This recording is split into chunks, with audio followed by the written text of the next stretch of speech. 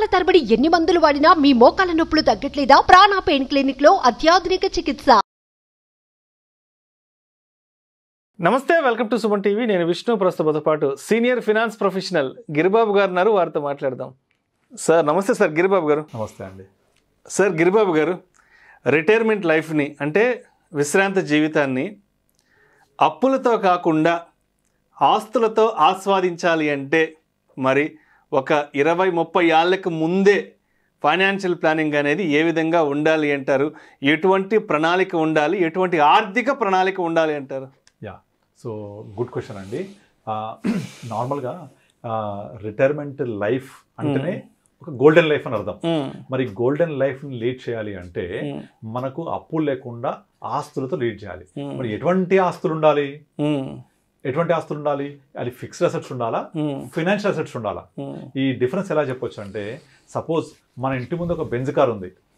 ఆ Benz car ఉంటే ఆ బెంజ్ కార్లో ఏం పోయాలి? పెట్రోల్ పోయాలి. సో బెంజ్ కార్ అనేది ఒక ఆస్తి అయితే పెట్రోల్ అనేది regular income, monthly income. So Benz car ఉండాలి, దాంట్లో పోయడానికి మంత్లీ ఇన్కమ్ కూడా ఉండాలి. బట్ అన్ఫార్చునేట్లీ ఏం జరుగుతుందంటే, బెంజ్ కార్లు లాంటి ఆస్తులు సంపాదించుకుంటారు, కానీ దాంట్లో పోయడానికి పెట్రోల్ ఉండదు, ఇంధనం ఉండదు. మరి ఎంత బెంజ్ కారు ఉన్నా పెట్రోల్ పోయిపోతే నడుస్తుందా? నడవదు కదా. సో లైఫ్ కూడా అలాగే ఉంటుంది. నేను మీకు ఒక ఎగ్జాంపుల్ చెప్తాను. నాకు తెలిసిన ఒక డాక్టర్, సో తను ఇక్కడ బేగంపేట హెచ్పిఎస్ వెనక ఒక పెద్ద ఇల్లు తీసుకున్నాడు. ఇప్పుడు 40 years బ్యాక్. ఆయన యంగ్ డాక్టర్గా ఉన్నప్పుడు, పిల్లలు పుట్టక ముందు. ఎందుకోసం అంటే, నా పిల్లలు పుట్టిన తర్వాత వాళ్ళకి హెచ్పిఎస్ స్కూల్లో వేయడానికి నాకు దగ్గరగా ఉంటుంది. ఇది రియల్ స్టోరీ యాక్చువల్లీ. సో అందులో 3 పిల్లలు తనకి. 2 డాక్టర్లు, అబ్బాయిలు. డాక్టర్ల వరకు చదివించాడు. హెచ్పిఎస్ స్కూల్లో +2 వరకు జరిగింది. దాని తర్వాత వాళ్ళకు గాంధీలో మెడికల్ సీట్ వచ్చింది, అయిపోయింది. వాళ్ళ పాపకు కూడా మంచి ఎడ్యుకేషన్ అప్ టు హెచ్పిఎస్లో +2. అది అయిపోయాక వేరే ఎడ్యుకేషన్ ఇన్స్టిట్యూషన్లో అయిపోయింది. అయిపోయిన తర్వాత ఇతనికి 60 సంవత్సరాలు వచ్చేప్పటికి 3 పిల్లలు సెటిల్ అయిపోయారు. 3 2, ఒకడు కెనడా, ఒకడు అమెరికా. అమ్మాయి ఏమో బెంగళూరులో సెటిల్ అయిపోయింది పెళ్లి చేసుకొని. సో 60 సంవత్సరాల తర్వాత ఈయన రిటైర్ అయిపోయాడు. 65కి ఇంకా వైద్య వృత్తిని ఆపేశాడు. కానీ ఈ 60 సంవత్సరాల లోపల ఏం చేశాడు? సంపాదించిన డబ్బులన్నీ కూడా హైదరాబాద్ చుట్టుపక్కల ఉండే ల్యాండ్స్లలో కానీ, ల్యాండ్స్లో కొంచెం పెట్టాడు, వేరే వేరే చోట్ల ఫ్లాట్స్ తీసుకున్నాడు, ప్లాట్స్ కొన్నాడు. ఇవ విపరీతంగా రియల్ ఎస్టేట్లో ఓవర్ ఎక్స్పోజర్ అని చెప్పొచ్చు. ల్యాండ్ బ్యాంక్ బాగా చేసుకుని 60 సంవత్సరాలు వచ్చేప్పటికి దగ్గర 70 వచ్చేప్పటికి వైఫ్కి ఆరోగ్యం కొంచెం క్షీణించింది. దాంతో ఒక ప్లాట్ అమ్మేసి వైద్యం చేయించారు. ఆమెకు క్యాన్సర్ అటాక్ అయింది, వైద్యం చేయించారు, అదైపోయింది. ఇక నాకు 70 సంవత్సరాలు వచ్చేప్పటికి ఈ ప్లాట్స్ అన్ని నేను చూసుకునే పరిస్థితి లేదు, వీటిని మొత్తం ఒక స్ట్రీమ్ లైన్ చేయాలి అనేసి ఒక ప్లాన్ చేసినప్పుడు ఏమైంది అంటే, ఇవన్నీ కూడా నేను సొంతగా చేయలేను కాబట్టి నా పిల్లలకి ఇచ్చేస్తాను అనుకుని పిల్లలకు మొత్తం వాళ్ళ పేరు రాశాడు. రాసిన మరుక్షణం వాళ్ళు ఇండియాకి వచ్చి వాళ్ళ పేరు రాసుకున్నారు. ఇమీడియట్లీ నెక్స్ట్ మంత్ లోపల అయిన కాడికి వచ్చిన రేటుకి అమ్మేశారు. పిల్లలంతా అమ్మేసుకొని వాళ్ళ డబ్బులు వాళ్ళు చేసేసుకున్నారు వాళ్ళు. ఇప్పుడు పరిస్థితి ఏంటంటే, మంత్లీ ఇన్కమ్ లేదు ఇతనికి. అయ్యో. ఇప్పుడు ఏంటంటే వీళ్ళు ఏమంటారు, నేను వెళ్ళి కలిసినప్పుడు కొన్ని మ్యూచువల్ ఫండ్స్ ఏవో ఉంటే విత్డ్రా పెట్టమన్నారు. ఎందుకు సార్ విత్డ్రా పెట్టడం? పెరుగుతున్నాయి కదా ఇప్పుడు. అంటే డబ్బులు నా దగ్గర రెగ్యులర్ ఇన్కమ్ లేకుండా పోయింది, నాకు ఇప్పుడు ఈ డబ్బులు నన్ను కాపాడుతున్నాయి. అది కూడా నేను ట్యాక్స్ సేవింగ్ కోసం ఈఎల్ఎస్ఎస్ అయితే చేశానో, అలా ఈఎల్ఎస్ఎస్ కోసం ఎవ్రీ ఇయర్ తను 1.5 lakh చేస్తుంటారు, తను వైఫ్ ఇద్దరు. అలా సంవత్సరానికి పెట్టిన 3 లక్షల రూపాయలు, 1.5 lakh 1.5 lakh, ఆ పరాణం 3 lakhs గత 10 years నుంచి చేస్తుండేవాడు తను. ప్రాపర్గా ఐటీఆర్ ఫైల్ చేస్తుంటారు. అలా చేసిన డబ్బులు లాకిన్ ఉండడం వల్ల ఇవాళ ఆ 10 సంవత్సరాలలో 3 lakhs అయితే పెట్టాడు సంవత్సరానికి. అది కాస్త 10 సంవత్సరాల తర్వాత ఒక 1 కోటి రూపాయలు అయింది. అది ఆ 30 lakhs కాస్త బాగా పెరగడం వల్ల. సో దగ్గర ఆ అమౌంట్ని విత్డ్రా చేసి నాకు ఇవ్వండి ప్రతి నెల అని అడిగాడు నన్ను. ఎందుకు సార్, మీకు మీ అబ్బాయిలు ఉన్నారు, మీరు ఇంత సంపాదించారు కదంటే, నేను చేసిన తప్పు ఏంటంటే మొత్తం అన్నీ కూడా నేను ఫినాన్షియల్ అసెట్స్లో కాకుండా ఫిక్స్డ్ అసెట్స్లో పెట్టుకోవడం వల్ల నా దగ్గర లిక్విడిటీ లేకుండా పోయింది. అంటే నేను చెప్పే ఎగ్జాంపుల్, ఎందుకంటే ఉంది పోయడానికి పెట్రోల్ లేదు. సో అలా అయింది. వాళ్లకు నేను ఎక్కడెక్కడైతే స్థలాలు కొన్నానో అవి చాలా మంచి ఏరియాస్, అవి గత 20-30 years లో బాగా పెరిగాయి. వాళ్ళకి ప్రాంతం ఇష్టం లేదు అసలు ఇండియాలో ఉండడం. వాళ్ళు ఇక్కడ ఉండరు కూడా, వాళ్ళు మానిటర్ చేయడానికి అంటే హైదరాబాద్ లో ఉన్న వాళ్ళు మానిటర్ చేయాలంటే కష్టం. అలాంటి అవుట్ ఆఫ్ ఇండియా అంటే ఎవరి వల్ల కాదు ఇంకా. సో మా అమ్మాయికి ఏమి ఇచ్చానో మా అల్లుడు చంపేశాడు, మా పిల్లలకి ఏమి ఇచ్చానో అమ్మేశారు, అకౌంట్లో తీసుకున్నారు. ఇప్పుడు మా పెద్దోడు అంటాడు కదా, నాన్న నీకు డబ్బులు కావాలంటే అడుగు అంటాడు. మావిడ అంటారు కదా, అడగాల్సిన అవసరం ఏముంది, వాళ్ళే మా అకౌంట్లో ఒక 10-20 లక్షలు వేసి పెట్టవచ్చు కదా. అంటే నిన్న మొన్నటి వరకు రాజా లాంటి జీవితాన్ని అనుభవించారు. ఇది నేను వాళ్ళు చెప్తుంటే వింటుంటే నాకు చాలా బాధ అనిపించింది. అసలు వాళ్ళు అంత పెద్ద పెద్ద పొజిషన్లో ఉండి పిల్లలు చెరొక అమ్మ అకౌంట్లో 10-15 లక్షలు, నాన్న అకౌంట్లో 10-15 లక్షలు వేసి పెడితే వాళ్ళు వాడుకుంటే ఖర్చులకి వాళ్ళు వెయ్యరు. నేను వాళ్ళ అబ్బాయిని అడిగాను, మా అమ్మ నాన్న అడిగితే ఇవ్వమా? వీళ్ళు అడగరు. వాళ్ళు అడిగితే ఇస్తాము అంటే అడిగితే ఇవ్వమా అనే పరిస్థితి రావాలి అంటే వీళ్ళు అడగరు కదా. వాళ్ళకు ఒక ఆత్మభారం అడ్డం వస్తుంది. అంటే ఇంతకాలం చెయ్యి ఇలా ఉంది, ఇప్పుడు ఇలా వెళ్ళాలి అంటే ఎవరికి ఎంత ఇబ్బంది అవుతుంది చెప్పండి. అంటే ఇక్కడ ఒక విషయాన్ని గుర్తుపెట్టుకోవాలి, ఆయన 40 years బ్యాకే అంత విజన్తో అంత ల్యాండ్ బ్యాంక్ని తీసి పెట్టి క్రియేట్ చేసి కూడా బట్ ఆయన రిటైర్మెంట్ లైఫ్లో అది ఆయన ఆదుకోలేకపోయింది. ఇది మనం నేర్చుకోవాల్సిన పాఠం ఏంటంటే అతని ఏజ్ 45-50 క్రాస్ అయిన తర్వాత నెమ్మదిగా ఫిక్స్డ్ అసెట్స్ నుంచి ఫినాన్షియల్ అసెట్స్ లోకి మార్చుకోవాలి. అక్కడ జరిగింది ఏంటంటే ఆ ఫిక్స్డ్ అసెట్ అనేది ఆయన ఆదుకోలేకపోయింది. ఆ ఫిక్స్డ్ గానే ఉంది. ఆ ఫిక్స్డ్ గా ఉన్న అసెట్స్ ని అది తదనంతరం పిల్లలకి ఇవ్వాలి.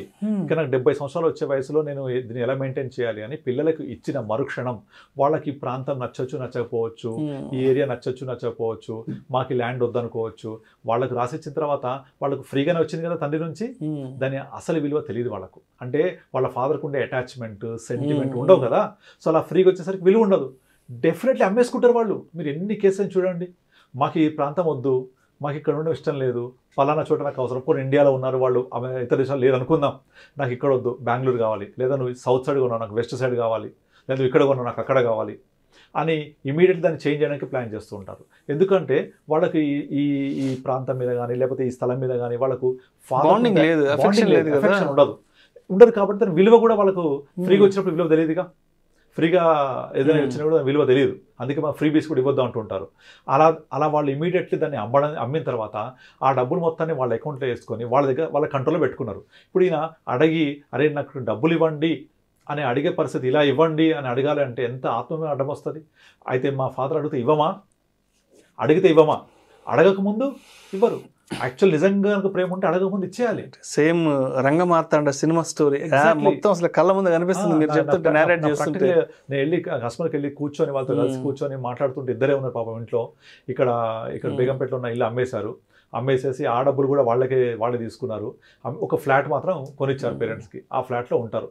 ఆ ఫ్లాట్ కూడా ఏంటి పేరెంట్స్ పేరు మీద తీసుకున్నారు. ఎన్ఆర్ఎస్ కాబట్టి వాళ్ళు ఇక్కడ వాళ్ళ పేరు తీసుకోవడం కుదరదు, ట్యాక్సెస్ బాగా ఉంటాయని. తదనంతరం అది కూడా వాళ్ళే తీసుకుంటారు. సో ఇప్పుడు ఫ్లాట్ మాత్రం ఉంది అంటే బెంజ్ కార్ ఉంది, మరి monthly income my God. So వాళ్ళు మంత్లీ ఇన్కమ్ ఫాదర్కి ఎలా వస్తుంది, మదర్కి ఎలా వస్తుంది, మేము ఎంత ఇవ్వాలి అని కనీసం వాళ్ళకు ఒక మినిమం కామన్ సెన్స్ లేదు. వీళ్ళేం అడగరు. సో మా ఫాదర్ మేనేజ్ చేసుకుంటారులే, ఆయనకి ఏవో చేసుకుంటాడులే, ఏదో ఉంటాయిలే, ఇలా ఎక్కడెక్కడ దగ్గర అడ్జస్ట్ చేసుకుంటారు. ఇప్పుడు ఎందుకు నానా నీకు ఖర్చులు, వీళ్ళు సొంత ఇల్లే కదా అంటే పాపం ఆయనకు మాత్రం ఖర్చులు ఉండవా? ఇప్పుడు నువ్వు అక్కడికి వెళ్ళకపోతే ఏమైంది, నువ్వు ట్రావెలింగ్ వెళ్ళకపోతే ఏమైంది? పాపం ఆయన చాలా యాక్టివ్ ఉంటారు, మంచి సర్కిల్ మెయింటైన్ చేస్తారు. సో ఎటైనా వెళ్ళాలి చేయాలి అంటే ప్రధానికి డబ్బులు కావాలి, ప్రధానికి ఫోన్ కొట్టాలి, ఎంత ఇబ్బందిగా ఉంటుంది.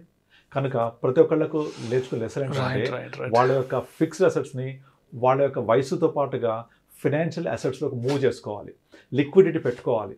This is bitter fact. మీరు చాలా ఎగ్జాంపుల్స్లో చాలామంది చెప్తుంటారు, పెద్ద పెద్ద వాళ్ళు కూడా, మీ డబ్బులు మొత్తం మీ దగ్గరే ఉంచుకోండి. మీ నమ్మరు, రిటైర్ అయిన తర్వాత, మా ఫాదర్ కూడా సింగరేణి కాలేజ్ రిటైర్ అయ్యారు. రిటైర్ అయిన తర్వాత ఆ రోజు చేసే లాస్ట్ ఫెలిసిటేషన్ డే నాడు ఆ ఉండే హయ్యర్ ఆఫీసర్ ఫస్ట్ చెప్పే పాయింట్ ఏంటంటే మీ డబ్బుల్ని పిల్లలకి ఇవ్వద్దు, మీ కంట్రోల్లో పెట్టుకోండి, ఇవ్వండి, మీ తదనంతరం ఇవ్వండి, మీ కంట్రోల్లో పెట్టుకోండి, మీ రిమోట్ మీ దగ్గరే ఉండాలి. మీ రిమోట్ వాళ్ళ చేతిలోకి వెళ్తే వాళ్ళు చూపించిన సినిమా మీరు చూడాల్సి వస్తుంది. చాలా మంచి మాట చెప్పారు అక్కడ. సో రిమోట్ మీ దగ్గర ఉంటే మీరు చూపించే సినిమా వాళ్ళు చూస్తారు, రిమోట్ అక్కడికి వెళ్తే వాళ్ళు ఏం పెడితే అది చూడాలి, మీరు చాయిస్ ఉండదు మీకు. ఇది ఫ్యాక్ట్ జరిగేదే చాలా చోట్లలో. ఇంకొక అడుగు ముందుకేసి రీసెంట్గా ఒక వీడియో కూడా చూశాను. ఒక చిన్న కొడుకు తల్లిదండ్రులను కొడుతున్నాడు రాజమండ్రిలో, ఎక్కడో వైరల్ కూడా అయింది, ఈనాటి వల్ల వచ్చింది. నువ్వు నాకు పెద్దోడికి ఇచ్చావు, నాకు ఇవ్వలేదేంటి, పక్కల్లో అడుగుతున్నాడు అనమాట. అగో మా అన్న తెలుసా ఎలా ఉంటాడో, మా అన్నకి ఎందుకు ఇచ్చారు తెలుసా, నాకు ఇవ్వలేదు. ఎందుకు ఇవ్వాలి? జన్మనిచ్చింది తల్లిదండ్రులు, చాలదా? నీ దమ్ము ఉంటే సత్తా ఉంటే సంపాదించు. వాళ్ళ ఆస్తులు మీకెందుకు? పోనీ వీళ్ళేమో అడగలేరు, ఆత్మ అడ్డం వస్తుంది. వాళ్ళేమో అడిగితే ఇవ్వమా అని ఒక టైపు. సో వీళ్ళకేమో అవసరాలు ఉంటాయి, చెప్పలేరు అన్నీ కూడా. చిన్నప్పటి నుంచి అన్నీ వాళ్ళ యొక్క అవసరాలని తల్లిదండ్రులు చూస్తారు. డెఫినెట్లీ ఆ అవసరాలు పిల్లలు అర్థం చేసుకొని వాళ్ళ అవసరం తీర్చేలాగా ఉండాలి. సుప్రీంకోర్టు కూడా చెప్తోంది కదా, చట్టమే చేశారు మనకు ఇండియాలో, పేరెంట్స్ని చూడాలి తప్పకుండా అని చెప్పేసి. అంటే చట్టం చేసి పేరెంట్స్ని చూడాలి అని చెప్పే అవసరం ఉంటుందా? అవసరం ఉండకూడదు. That's every responsibility of every sun. So కానీ ఇక్కడ పరిస్థితులు వేరుగా ఉంటాయి. సో ఎట్టి పరిస్థితుల్లో నేను అందరికీ చెప్పేది ఏంటంటే, మీ వయసు పెరిగినా కొద్దీ మీ యొక్క ఫిక్స్డ్ అసెట్స్ని ఫైనాన్షియల్ అసెట్స్లో మార్చుకొని మీరు రిటైర్ అయ్యేంత వరకు అక్కడో స్థలం కొన్నా, ఇక్కడో స్థలం కొన్నా, ఇక్కడ ఇల్లు ఉంది, నాకు అది ఉంది అంటే ఉంటాయి. కానీ వాటి నుంచి ఎంత ఆదాయం వస్తుంది అనేది మనం లెక్కలేసుకోవాలి. నేను రిటైర్ అయిన తర్వాత నాకు కావాల్సిన ఆదాయం వస్తుందా లేదా, ఇదంతా 50 సంవత్సరాల నుంచే మనం ప్రణాళిక చేసుకుంటూ వెళ్తే బై ద టైమ్ ఆఫ్ 60, మనం రిటైర్మెంట్ ఏజ్ 60 అనుకుంటే ఈ ప్లాన్. కానీ ఈ రోజుల్లో 60 దాకా కూడా లేరు. ప్రైవేట్ కంపెనీస్లో 55 years maximum, life insurance companies లేకపోతే వేరే కంపెనీస్లో 55 మ్యాక్సిమం, సాఫ్ట్వేర్ కంపెనీస్లో 50 మ్యాక్సిమం. ఇంకా 50 years తర్వాత పరిస్థితి ఏంటి? 50 తర్వాత ఇప్పుడున్న ఇంప్రూవ్డ్ స్టాండర్డ్ హెల్త్ కండిషన్స్లో డాక్టర్స్ మనం చావనివ్వరు, మెడికల్ కండిషన్స్ పెరిగాయి. సో కనుక మనం ఒక 30 years కనుక లైఫ్ స్పాన్ ఉంది అనుకుంటే 50 తర్వాత ఇంకొక 30 years మనము లైఫ్ ఉంది అంటే it's a very beautiful period అది, ఆ 30 years అనేది. ఆ 30 years పాటు మనకు ఫైనాన్షియల్ ఫండింగ్ కావాలి. మనకు ఇది అర్థం చేసుకోవాలి మనం. ఈ ఫండింగ్ అనేది ఇప్పుడున్న మారుతున్న పరిణామాలలో, మారుతున్న కాలాల్లో, మారుతున్న ఎక్స్పెండిచర్ లెవెల్స్లో definitely without planning from beginning of the career possible అవ్వదు అది. ఇక 50 తర్వాత కూడా ఇంకా నేను కొడుకు మీద డిపెండ్ అవ్వాలి, నాకు ఎవరో డబ్బులు ఇవ్వాలి అనే స్థితికి ఉండకూడదు. సో ఆస్తులు ఎప్పుడు కూడా బెంజ్ కార్ లాంటివే. వాటిలో పెట్రోల్ పోయాలంటే పెట్రోల్ కావాల్సిందే. ఆ పెట్రోల్ అనేది ఒక మంత్లీ ఇన్కమ్ లాంటిది.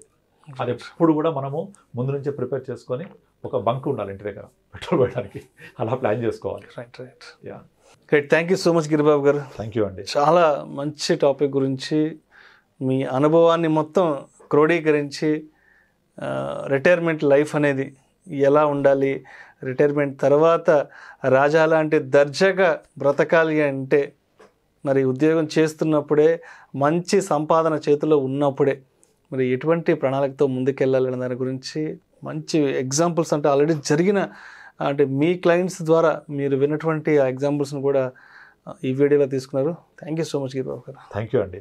సుమన్ టీవీలో మీ పర్సనల్ అండ్ బిజినెస్ ప్రమోషన్స్ కోసం కింది నెంబర్కి కాంటాక్ట్ చేయండి.